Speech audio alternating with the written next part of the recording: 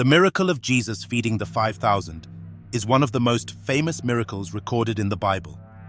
It is the only miracle, besides the resurrection, that appears in all four Gospels: Matthew 14:13-21, Mark 6:30-44, Luke 9:10-17, and John 6:1-14. But beyond the multiplication of bread and fish, this event reveals Jesus' divine power, compassion, and the deeper spiritual meaning of God's provision. By this time, Jesus' reputation had spread across Israel. He had been performing miracles, healing the sick, and teaching about the kingdom of God. Wherever he went, crowds followed, eager to hear his words and witness his power. Jesus and his disciples had just returned from a long period of teaching and ministry. Seeing their exhaustion, Jesus led them to a remote area across the Sea of Galilee to rest and pray. But the people, desperate to be near him, saw where he was going and ran ahead on foot. By the time Jesus arrived, thousands were waiting for him. Instead of turning them away, Jesus was moved with compassion. He saw the large crowd and had compassion on them, because they were like sheep without a shepherd. So he began teaching them many things. Mark chapter 6:34. For hours, Jesus taught them about the kingdom of God. The people, hungry for truth, sat eagerly listening. But as the day wore on, another hunger began to grow: physical hunger. As evening approached, the disciples saw the growing issue.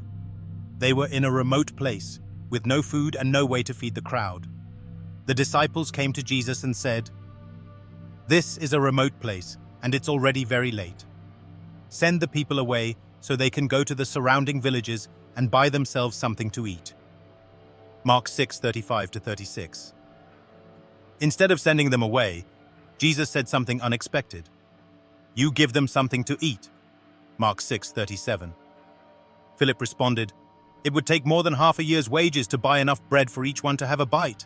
John 6:7. To them, feeding so many people was impossible. Andrew, another disciple, spoke up.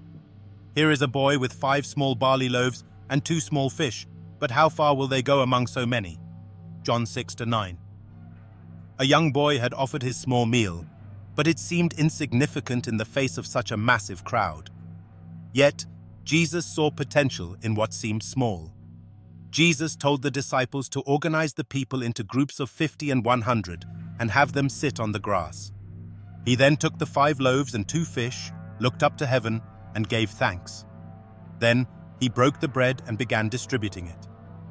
To the disciples' amazement, the food multiplied. They kept passing it out, and it never ran out.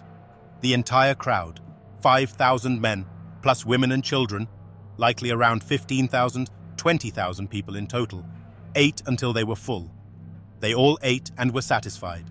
Matthew 14:20. Jesus, who had turned water into wine, now demonstrated his power over nature again. When the meal was over, Jesus told his disciples, "Gather the pieces that are left over. Let nothing be wasted." John 6:12. They collected 12 baskets full of leftovers, more than what they had started with. The disciples had doubted at first, thinking they didn't have enough. But Jesus showed that little is much in the hands of God. With man this is impossible, but with God all things are possible. Matthew 19:26. The next day, Jesus explained the deeper meaning of the miracle. "I am the bread of life. Whoever comes to me will never go hungry, and whoever believes in me will never be thirsty." John 6:35. The miracle wasn't just about physical food. It pointed to a greater truth. Just as the people needed food for their bodies, they needed Jesus for their souls. The feeding of the 5,000 is more than just a story of multiplication.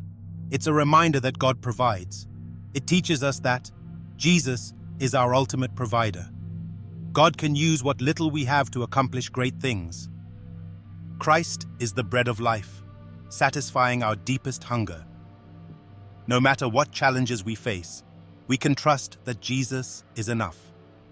For more Bible content, remember to subscribe, like and turn on your notification bell.